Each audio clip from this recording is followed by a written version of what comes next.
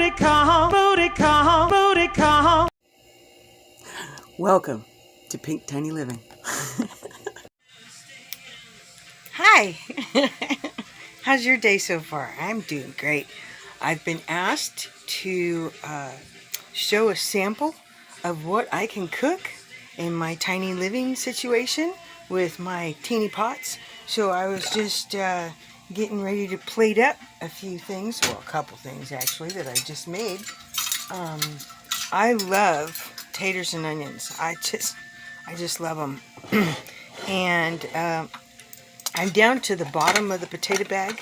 You know, when you got to decide whether you're going to use the potatoes or you're going to seed with them or you're just going to compost with them. You know, they're right at that stage where you just don't really know what to do. So, you know, I decided to use some of my potatoes and fried them up with some taters and onions. And I'm not real big on chicken white meat. I'm not real big on white meat.